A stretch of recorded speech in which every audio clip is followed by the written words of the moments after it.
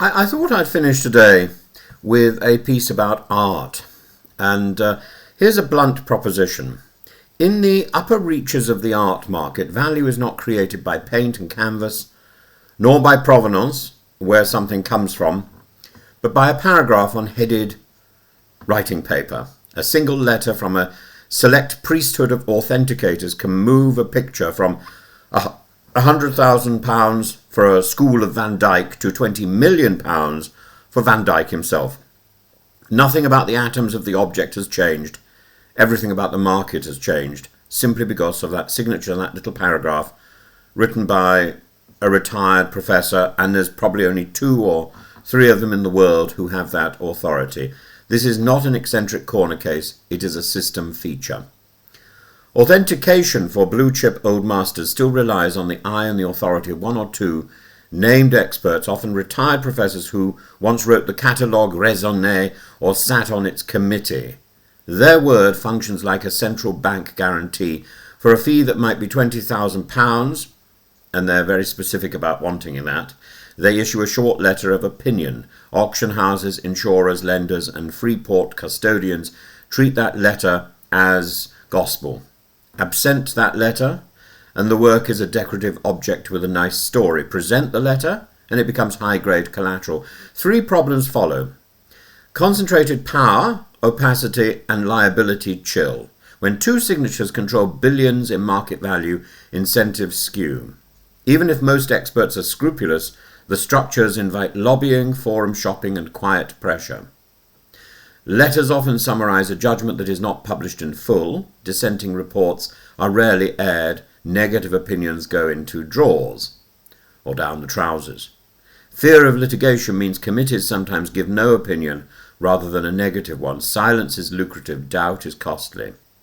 Technical analyses can falsify a painting. Modern titanium white is a putative 17th century, in a putative 17th century work, and the game is up. But science struggles to prove authorship inside a busy workshop where assistants, followers, and later overpainters all contributed. The Van Dyck studio is a perfect example. You can date a board, you can identify Flemish chalk grounds, but you cannot get a spectrographic certificate that reads by the master's hand. In the end, the market returns to connoisseurship, or to a very specific form of provenance. If your paperwork is intact, that ought to be enough. We teach students to follow the paper trail. Unfortunately, the trail itself is now a theatre. Archives can be misread, labels migrate between frames, bills of sale are typed up long after the fact. In several recent cases, provenance letters and even law letterheads were fabricated to produce the appearance of legitimacy. A forged letter doesn't merely accompany a painting, it manufactures its social reality. So this is why this presents such fertile ground for deceit.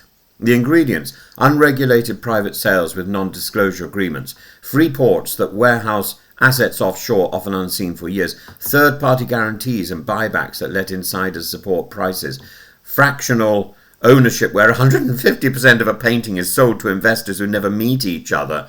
That's that's like the plot of The Producers, now revived in the West End.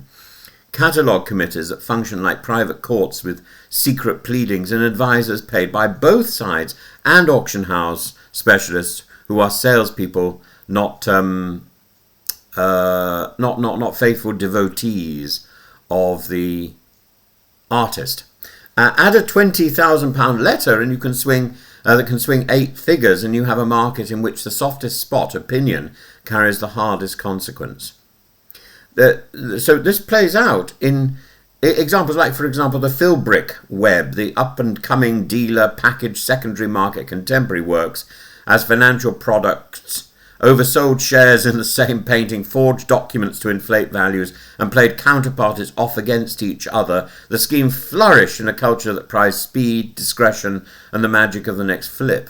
And when one underpinning promise failed, an imagined guarantee here, a delayed payment there, the structure collapsed and revealed the void where due diligence should have been.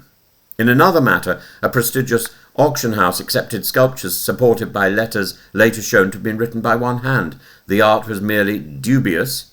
The paperwork was counterfeit. Yet the sales went through because the documents mapped to familiar names. And the Dumfries scandal, the Scottish stately home associated with a royal charity, accepted a decade-long loan, including works presented as Monet, Picasso and Dali. A renowned forger later claimed that he had painted several of them for an ostentatious lender.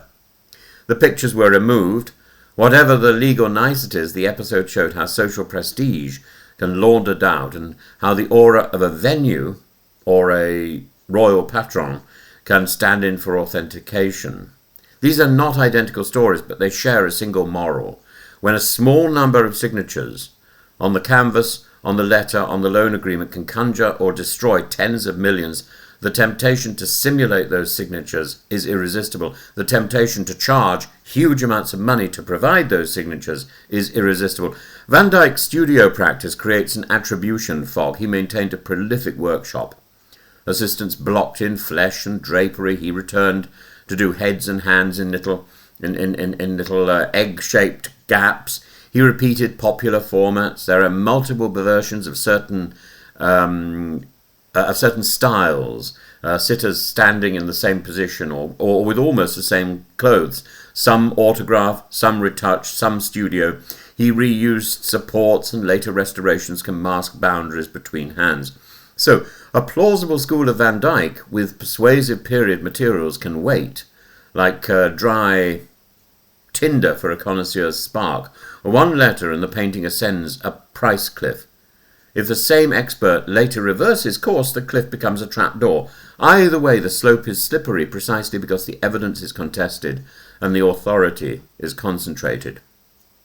Sellers pay for letters that benefit sellers. Buyers then borrow against those letters and insurers underwrite them.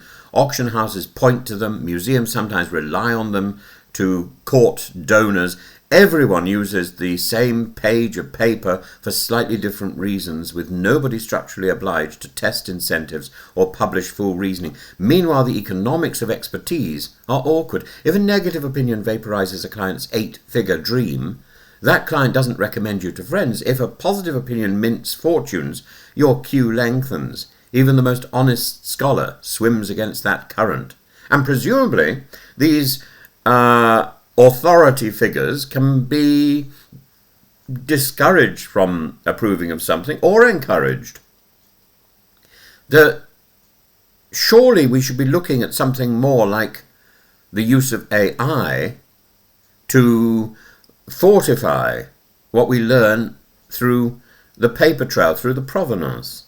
If we actually want to reduce the surface area for deceit, there are 8 measures that we can take that would bite: to publish full opinions, not the 2-paragraph letter, but a documented report setting out evidence, counter-evidence and uncertainties that can be cited. We need to disclose conflicts. Does the authenticator have a financial interest, a relationship with the vendor, or a prior opinion to defend? The separate payment. Buyers and sellers should fund a neutral pot that pays experts regardless of the outcome. No direct checks from one party or the other. Data rooms for major works. Centralized timestamp repositories for all technical files, imaging, provenance documents and correspondence. If you want the 20 million uplift, you accept the 20-page disclosure. Chain of custody standards. Free ports and shippers must log and share movement histories for high-value works, including condition change snapshots. We need to audit fractional sales, independent verification that the total equity sold doesn't exceed 100%. And whistleblower channels within auction houses and galleries with legal protection. A cooling off period for rediscoveries over a certain threshold, requiring a 6-month public peer review window before a sale can clear as an autograph work.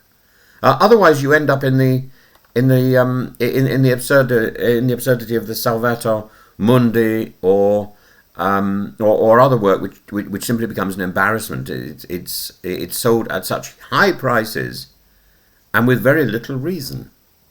None of these 8 principles would kill the romance of connoisseurship. They'd simply move it from unaccountable oracle to expert testimony. And we shouldn't sneer at the eye. The eye is cultivated knowledge. But we should be honest about what the eye is not. It is not incorruptible. It is not infallible. It is not by itself a governance system. When a £20,000 letter can unlock a £20 million swing, we must either wrap that letter in procedure or admit that we prefer the theatre to the truth. The art world likes to tell itself that it trades in beauty, genius, and history. It does. But it also trades in belief. Belief is fragile, belief is valuable, belief is what swindlers borrow when they cannot borrow cash. If we wish to defend the real, the painter's hand, the sitter's gaze, the nation's heritage, we must drag the letterhead out of the shadows into the light where arguments can be tested and stakes declared. Until then, the most expensive tool in the conversation studio will remain the authenticator's pen, and the most dangerous object in the gallery will not be the forgery on the wall, but the unsigned doubt in the drawer. We need to move away from dependence on somebody who first demands a £20,000 cheque.